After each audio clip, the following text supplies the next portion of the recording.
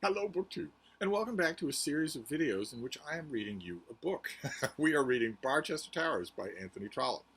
And we are about halfway through this thing. We're about the halfway point of the story of an ecclesiastical civil war that is brewing in the cathedral town of Barchester, where the old bishop died, and the hopeful claimant to that throne, Archdeacon Grantley, did not get the job. The job for, you know, high profile, high salary church jobs is done through Parliament. And so Dr. Grantley didn't get the job. Instead, it went to an outsider. It went to Dr. Prouty, who is now the new bishop of Barchester. And he moves into town. He's a weak-willed, feckless man, and he is largely henpecked by his wife, Mrs. Prouty. And he has brought along his personal chaplain, Obadiah Slope. And Obadiah Slope has also had a good hand at henpecking the bishop, at pushing him around, at making him do what Mr. Slope wants. Mr. Slope was a creature who was raised out of the dust, as we're told, by Mrs. Prouty. She's the one who gave him all of the honors that he has. But recently, they have come to blows. They have fought with each other over control of the bishop. They both want to change the way worship is done in the town of Barchester, much to the annoyance of most of the ecclesiastical brethren of Barchester. But only one of them can control the bishop at any one time, and they both seem to know it. And the thing that brings it to loggerheads is that the bishop gets an invitation from the archbishop to go and have a visit, and the invitation does not extend to Mrs. Prouty. So naturally, she wants the bishop to refuse. And Obadiah Slope thinks that it might be a good opportunity to exercise his own control over the bishop and maybe get him to break with his wife, show a little independence to his wife. So he urges the bishop to accept. And there's a wonderful scene in which the three of them are present and in which Mr. Slope wins. He seems to be the victor. He seems to be the one who will bring the bishop to his own control. That's one of the irons in the fire that Obadiah Slope has, is to control this new bishop, to control the bishop of Barchester and thereby control Barchester. Another iron that he has in the fire is the wooing of Eleanor Bold, a wealthy widow in Barchester. And he thinks that one of the ways that he can do that is to advocate for her father to go back to his old job as warden of Hiram's Hospital, a charitable hospital in Barchester, that he left of his own free will because Eleanor Bold's late husband raised a ruckus about him having the job and doing no work.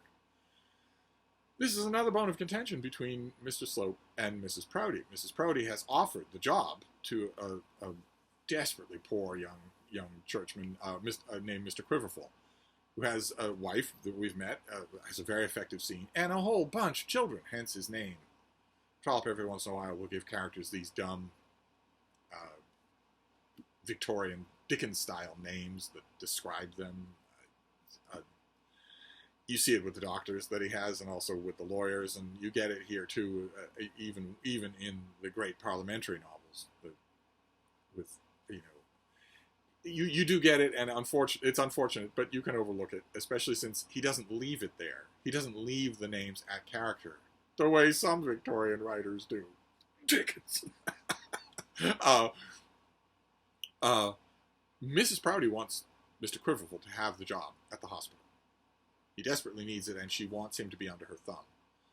And Obadiah Slope is again contending with her, because he thinks if he gets Eleanor Bold's father back into his old place at the hospital, she'll be more inclined to accept his suit as a husband.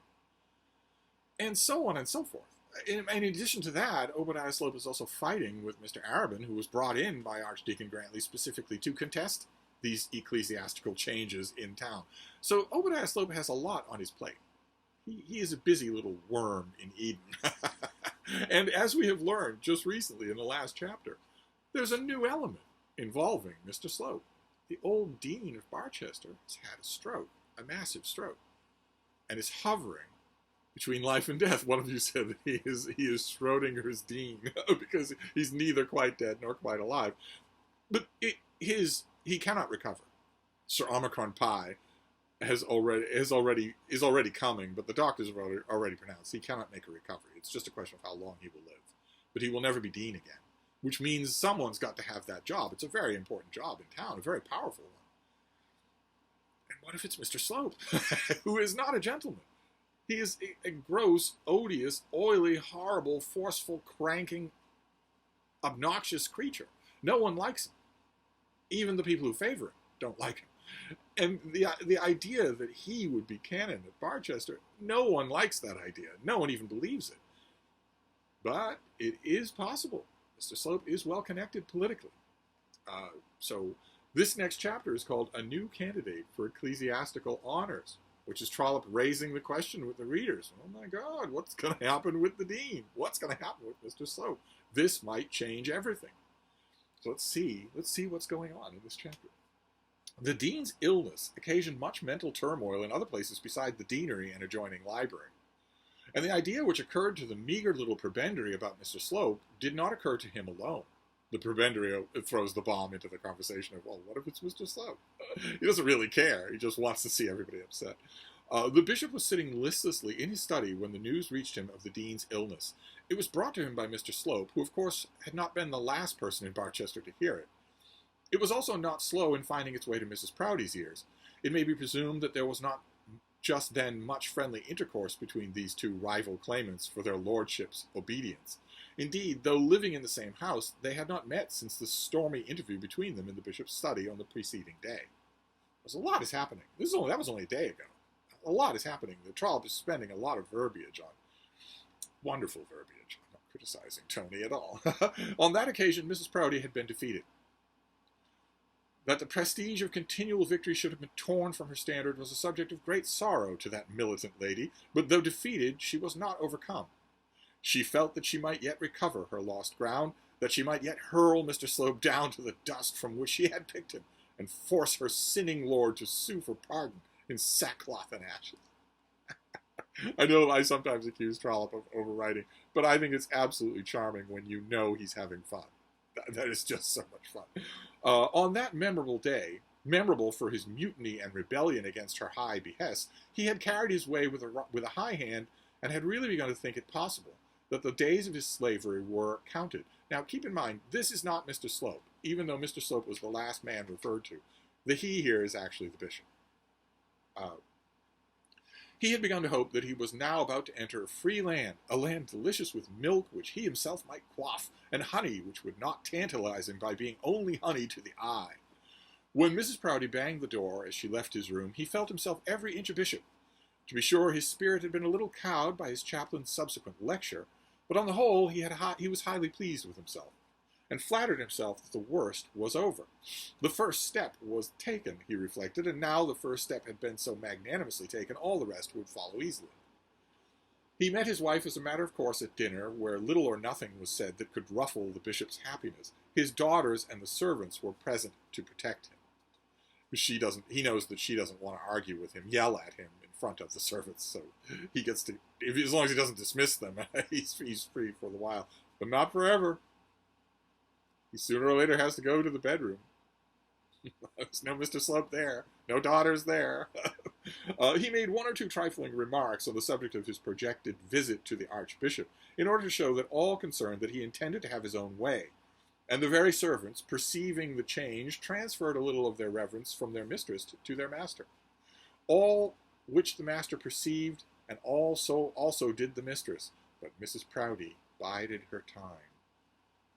After dinner, he returned to his study, where Mr. Slope found him, and where they had tea together and planned many things.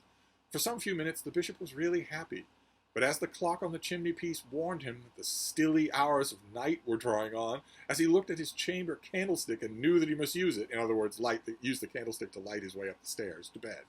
No electric lights here. His heart sank within him again.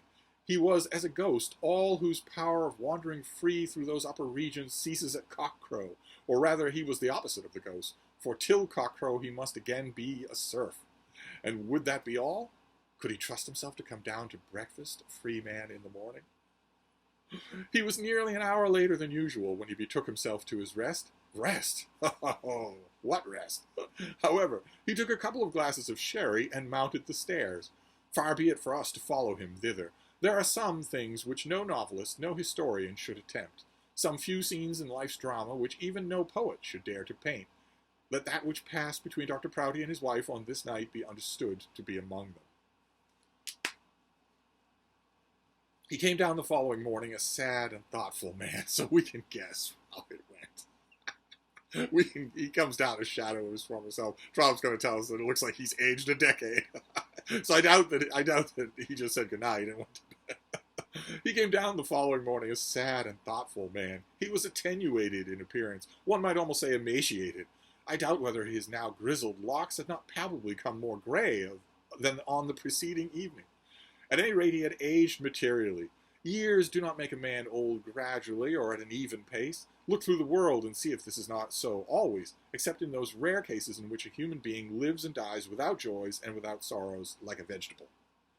A man shall be possessed of florid, youthful, blooming health, till, it matters not what age, 30, 40, 50, perhaps 6 marriages to Deb.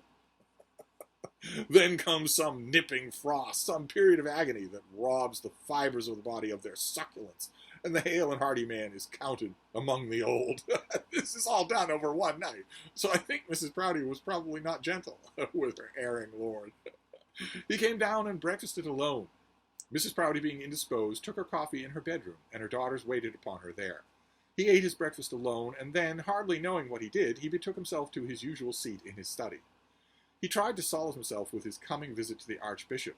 That effort of his own free will, at any rate, remained to him as an enduring triumph.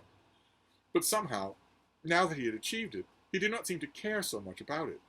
It was his ambition that had prompted him to take his place at the archiepiscopal table, and his ambition was now quite dead within him. He was thus seated when Mr. Slope made his appearance, with breathless impatience. "My lord, the dean is dead." I swear, can this guy never tell the truth? "Good heavens!" exclaimed the bishop, startled out of his apathy by an announcement so sad and so sudden. "He is either dead or now dying. He has had an apoplectic fit, and I am told that there is not the slightest hope. Indeed, I do not doubt that by this time he is no more." Bells were rung, and servants were immediately sent to inquire.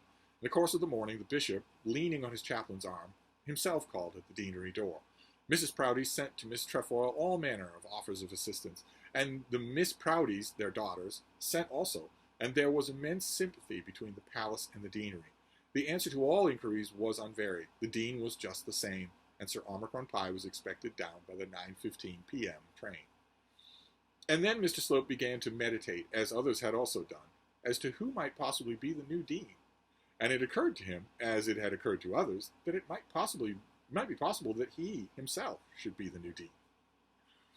And then the question as to the 1,200, that's £1,200 a year the dean gets. 15 acres of land, a wonderful house, and £1,200 a year, a gentleman's salary. Or 1,500 or 2,000 ran in his mind, as it had run through those of the clergyman in the cathedral library. Whether it might be 2,000 or 15 or 1,200, it would in any case undoubtedly be a great thing to him, if he could get it. The gratification to his ambition would be greater even than that of his covetousness. How glorious to out-top the archdeacon in his own cathedral city, to sit above prebendaries and canons, and have the cathedral pulpit and all the cathedral services altogether at his own disposal.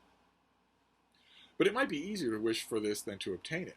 Mr. Slope, however, was not without some means of forwarding his views, and he at any rate did not let the grass grow under his feet. In the first place he thought, and not vainly, that he could count upon what assistance the bishop could give him. He immediately changed his views with regard to his patron. He made up his mind that if he became dean, he would hand his lordship back to his wife's vassalage. And he thought it possible that his lordship might not be sorry to rid himself of one of his mentors. Mr. Slope had also taken some steps toward making his name known to other men in power. There was a certain chief commissioner of national schools who at the present moment was presumed to stand especially high in the good graces of the government bigwigs, and with him Mr. Slope had contrived to establish a sort of epistolary intimacy. He thought that he might safely apply to Sir Nicholas Fitzwiggin, and he felt sure that if Sir Nicholas chose to exert himself, the promise of such a piece of preferment would be had for the asking. Then he also had the press at his bidding. Keep in mind, the press is no small thing here. The press played a major role in the war, or flattered himself that he had so. The Daily Jupiter had taken his part in a very thorough manner in those polemical contests of his with Mr. Arabin. He had on more than one occasion absolutely had an interview with a gentleman on the staff of that paper who, if not the editor, was as good as the editor, and had long been in the habit of writing telling letters on all manner of ecclesiastical abuses, which he signed with his initials, and sent to his editorial friend, with private notes signed in his own name. Indeed, he and Mr. Towers, such was the name of the powerful gentleman of the press with whom he was connected, were generally very amiable with each other. Mr. Slope's little productions were always printed, and occasionally commented upon, and thus, in a small sort of way, he had become a literary celebrity. This public life had great charms for him, though it certainly also had its drawbacks. On one occasion, when speaking in the presence of reporters, he had failed to uphold and praise and swear by that special line of conduct which had been upheld and praised and sworn by in the Jupiter. And then he had been much surprised, and at the moment not a little irritated, to find himself lacerated most unmercifully by his old ally. He was quizzed and bespattered and made a fool of, just as though, or rather worse than if, he had been a constant enemy instead of a constant friend. He had hitherto not learned that a man who aspires to be on the staff of the Jupiter must surrender all individuality. You have to keep in mind here, Trollope hated the Times. he's having a go at organized press. The Jupiter is his stand-in for the powerful newspapers of the day. So he's letting his demons out here and treating it as an anti, where if you fall the slightest bit out of line, you get lacerated. But ultimately, this little castigation had broken no bones between him and his friend Mr. Towers. Mr. Slope was one of those who understood the world too well to show himself angry with such a potentate as the Jupiter. He had kissed the rod that had scourged him, and now thought that he might fairly look for his reward. He determined that he would at once let Mr. Towers know that he was a candidate for the place which was about to become vacant. More than one piece of preferment had lately been given away, much in accordance with the advice tendered to the government in the columns of the Jupiter, meaning that ministers are watching what the Jupiter says. They are paying attention to the preferment strategies that the Jupiter puts forward. This is no small connection on Mr. Slope's part. Pretty important. But it was incumbent on Mr. Slope first to secure the bishop. He specially felt that it behooved him to do this before the visit to the archbishop was made. It was really quite providential that the dean should have fallen ill just at the very nick of time. If Dr. Proudie could be instigated to take the matter up warmly, he might manage a good deal while staying at the archbishop's palace. Feeling this very strongly, Mr. Slope determined to sound the bishop that very afternoon. He was to start on the following morning to London, and therefore not a moment could be lost with safety. He went into the bishop's study about 5 o'clock and found him sitting alone. It might have been supposed that he had hardly moved since the little excitement occasioned by his walk to the dean's door. He still wore on his face that dull, dead look of half-unconscious suffering. He was doing nothing, reading nothing, thinking of nothing, but simply gazing on vacancy, when Mr. Slope, for the second time that day, entered his room. "Well, Slope," said he, somewhat impatiently, for to tell the truth, he was not anxious just at the present to have much conversation with Mr. Slope. Nobody is. Nobody likes this guy. "Your lordship will be sorry to hear that as yet the poor dean has shown no signs of amendment." "Oh, hasn't he? Poor man. I'm sorry. I'm very sorry. I suppose Sir Omicron has not arrived yet?" "Not till the 9:15 train." "I wonder they didn't have a special. They say Dr. Trefoil is very rich. That would be a special train that disregards the schedules and comes on its own. You could do that for a pretty penny." "Very rich, I believe," said Mr. Slope, "but the truth is all the doctors in London could do no good. No other good than to show that every possible care has been taken. Poor Dr. Trefoil is not long for this world, my lord." "I suppose not. I suppose not." "Oh, no, indeed. His best friends could not wish that he would outlive such a shock, for his intellect cannot possibly survive it." Which is absolutely true. With major strokes, your best friends don't want you to keep living. That's the horror of them. You're not ever going to be back. You, yourself, aren't ever going to be back. So this is actually true. True words spoken from a horrible serpent, but still. Poor man, said the bishop. "It will naturally be a matter of much moment to your lordship who is to succeed him. It would be a great thing if you could secure the appointment of some person of your own way of thinking on important points. The party hostile to us are very strong here in Barchester, much too strong." Yes, if poor Dr. Trefoil is to go, it will be a great thing to get a good man in his place." It's not exactly what Slope said. That's okay. There are very few good men to go around here. Mr. Arabin, maybe. It will be everything to your lordship to get a man on whose cooperation you can reckon. Only think what trouble we might have if Dr. Grantley, or any of the other way of thinking, were to get It is not very possible that Lord So-and-so, we're not naming Lord So-and-so here, I'll just call him that. It's not very probable that Lord So-and-so would give it to any of that school. Why should he? No, not probable, certainly, but it's possible. Great interest will probably be made. If I might venture to advise your lordship, I would suggest that you should discuss the matter with his grace next week, meaning the archbishop. I have no doubt that your wishes, if made known and backed by his grace, would be paramount with Lord So-and-so. Well, I don't know that. Lord So-and-so has always been very kind to me, very kind, but I am unwilling to interfere in such matters unless asked. And indeed, if asked, I don't know whom, at the moment, I should recommend. Mr. Slope, even Mr. Slope, felt at present rather abashed.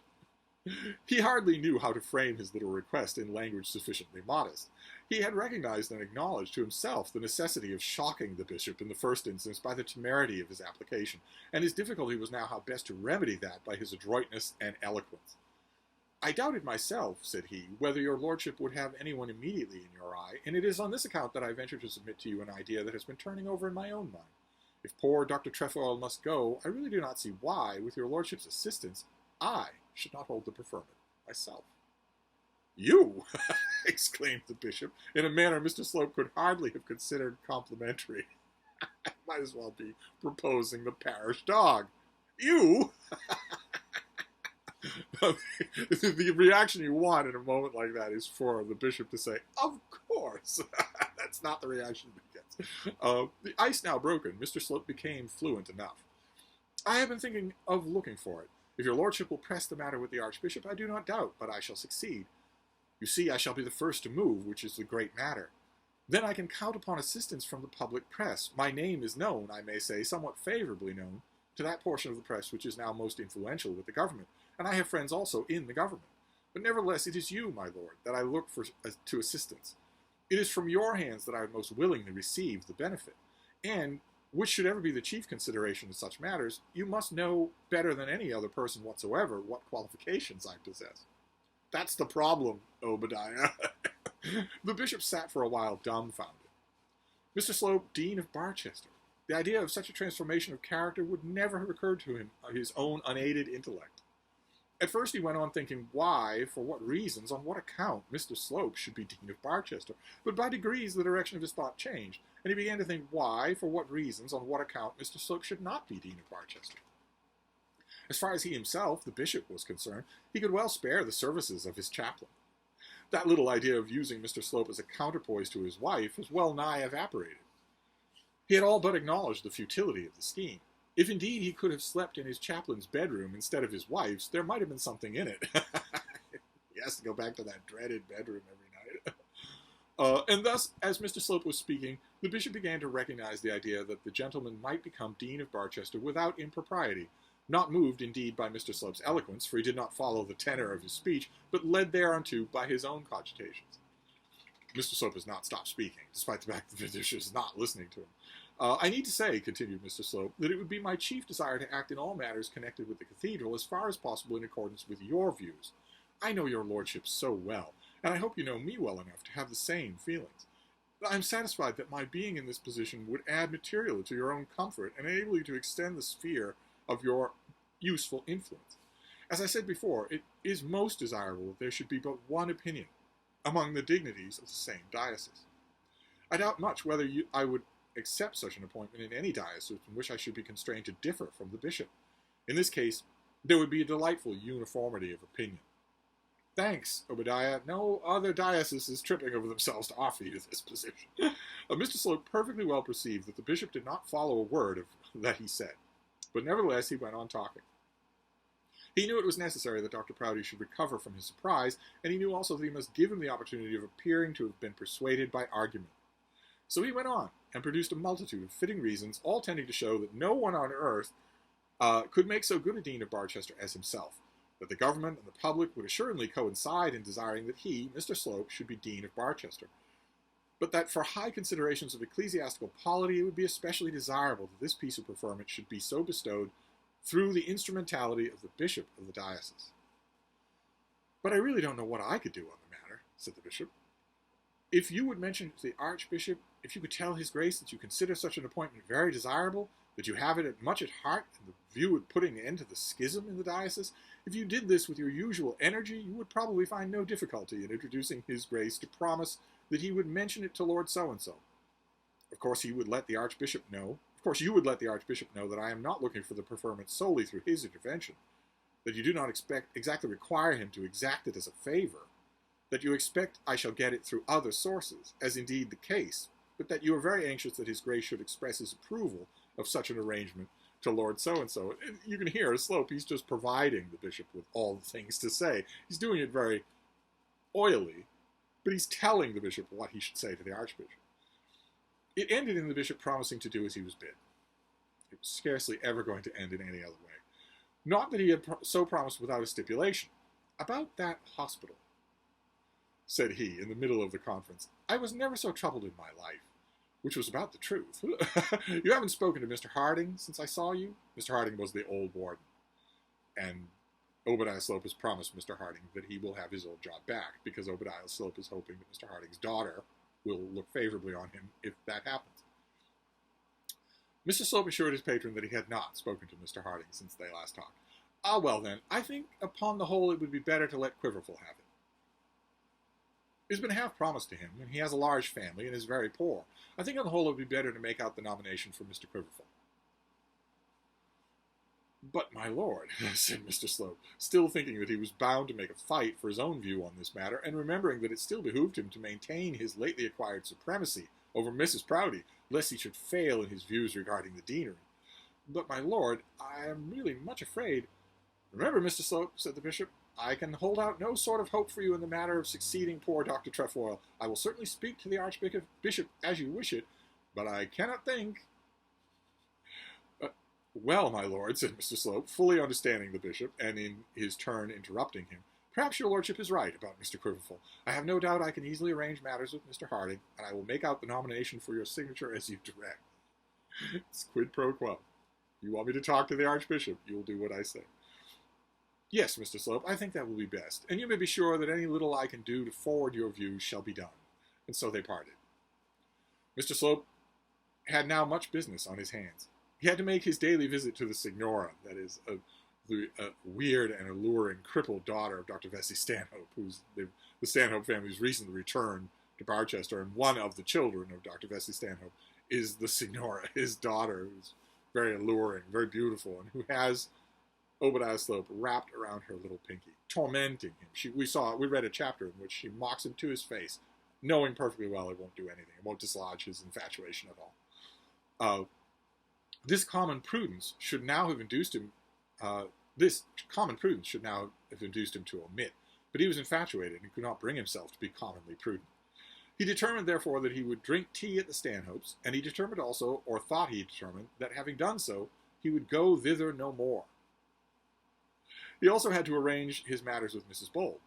He was of the opinion that Eleanor would grace the deanery as perfectly as she would the chaplain's cottage, and he thought, moreover, that Eleanor's fortune would excellently repair any dilapidations, and also curtailments in the dean's stipend, which might have been made by that ruthless ecclesiastical commission. The ecclesiastical commission has recently limited the incomes of Church of England dignitaries. But he's figuring Eleanor has money of her own, and that could be used to fix up the house. Touching Mrs. Bold, his hopes now soared high. Mr. Slope was one of that numerous multitude of swains who think that all is fair in love, and he had accordingly not refrained from using the services of Mrs. Bold's own maid. There's a spy in the Bold household. From her he had learned much of what had taken place at Plumstead. Not exactly the truth, for the own maid had not been able to divine the exact truth, but some sort of similitude of it. He had been told that the Archdeacon and Mrs. Grantley and Mr. Harding and Mr. Arabin had all quarrelled with the Misses for having received a letter from Mr. Slope, that the Misses had positively refused to give the letter up, that she had received from the Archdeacon the option of giving up either Mr. Slope or his letter, and also the society of the Plumstead Rectory, and that Mrs. had declared with much indignation that she didn't care a straw for the society of Plumstead Rectory, and that she wouldn't give up Mr. Slope for any of them. Considering the source from whence this came, it was not quite so untrue as it might have been expected. It showed pretty plainly what had been the nature of the conversation in the servants' hall, and coupled as it was with the certainty of Eleanor's sudden return, it appeared to Mr. Slope to be so far worthy of credit as to justify him in thinking that the fair widow would in all human probability accept his offer. All this work was therefore to be done, It was desirable, he thought, that he should make his offer before it was known that Mr. Quiverful was finally appointed to the hospital. In his letter to Eleanor, he had plainly declared that Mr. Harding was to have the appointment. It would be very difficult to explain this away, and were he to write another letter to Eleanor telling the truth and throwing the blame on the bishop, it would naturally injure him in her estimation. He determined, therefore, to let matter of the diocese itself as it would, and to lose no time in throwing himself at her feet. Then he had to solicit the assistance of Sir Nicholas Fitzwiggin and Mr. Towers. He went directly from the bishop's presence to compose his letters to those gentlemen. As Mr. Slope was esteemed an adept at letter writing, they shall be given in full. Whether Mr. Slope is an adept at letter writing, Trollope certainly is. It's one of the joys when you start to read this author and really like his books. One of the joys is that he reproduces letters, and they are often quite good. So here's his letter to Sir Nicholas Fitzwiggin, the political contact that he has. My dear Sir Nicholas, I hope that the intercourse which has been between us will preclude you from regarding my present application as an intrusion. You cannot, I imagine, have yet heard that poor old Dr. Trefoil has been seized with apoplexy. It is a subject of profound grief to everyone in Barchester, for he was always an excellent man, excellent as a man and as a clergyman. He is, however, full of years, and his life could not under any circumstances have been much longer spared. You may probably have known him. There is, it appears, no probable chance of his recovery. Sir Omicron Pie is, I believe, at present with him. At any rate, the medical men here have declared that 1 or 2 days more must limit the tether of his mortal coil. I sincerely trust that his soul may wing its flight to that haven where it may be forever at rest and forever happy. The bishop has been speaking to me about the preferment, and he is anxious that it should be conferred on me. I swear, this guy can never tell the truth. I confess that I can hardly venture, at my age, to look for such an advancement, but I am so far encouraged by his lordship that I believe I shall be induced to do so. His lordship goes to so-and-so tomorrow, and is intent on mentioning the subject to the archbishop. I know how well deservedly great is your weight with the present government. In any matter touching church preferment, you would of course be listened to. Now that the matter has been put into my head, I am of course anxious to be successful. If you can assist me by your good word, you will confer on me an additional favor. I had better add that Lord So-and-so cannot yet know this piece of preferment having fallen in, or rather, its certainty of falling, for poor Dr. Trefoil is past hope. Should Lord So-and-so first hear it from you, that might probably be thought to give you fair claim to express your opinion. Again, he's trying to orchestrate what these people will do, and how they will do it, what they will say and when. Of course, our grand object is that we shall all be of one opinion in church matters. This is most desirable at Barchester, and it is this that makes our good bishop so anxious about it. You may probably think it expedient to point this out to Lord So-and-so, if it shall be in your power to oblige me by mentioning the subject to his lordship. So that's the oily, wheedling letter that he sends to his political friend. But he has to send another letter to his editorial friend, to his newspaper friend at the Jupiter. His letter to Mr. Towers was written in a quite different strain. Mr. Slope conceived that he completely understood the difference between character and position of the two men whom he addressed. He knew that for such a man as Sir Nicholas, a little flummery was necessary, and that it might be of easy, everyday description.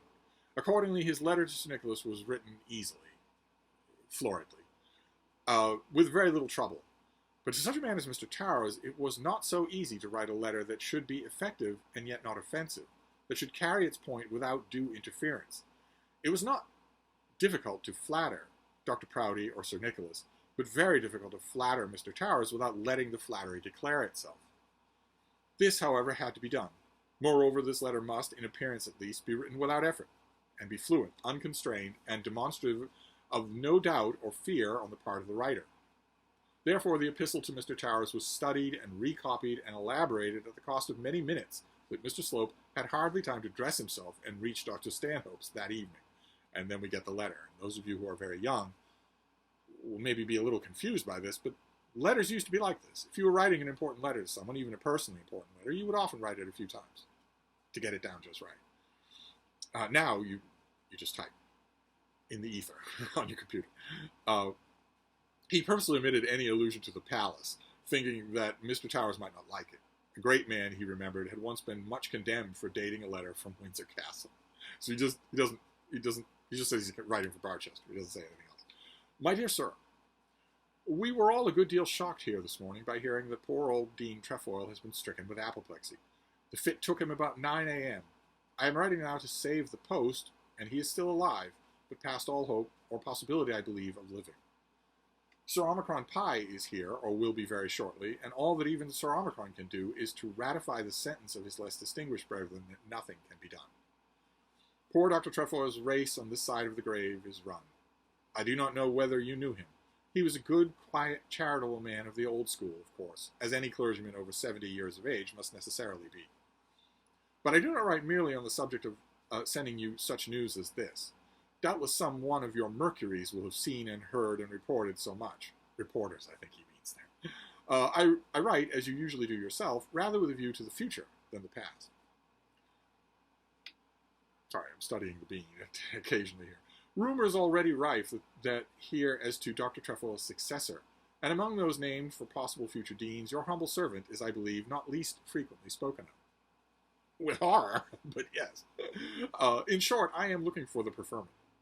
You may probably know that since Bishop Prouty came to this diocese, I have exerted myself here a good deal, and I may certainly say not without some success. He and I are nearly always of the same opinion on points of doctrine as well as church discipline, and therefore I have had, as his confidential chaplain, very much in my own hands. But I confess to you that I have higher ambition than to remain the chaplain of any bishop. There is no position in which more energy is now needed than those of our deans.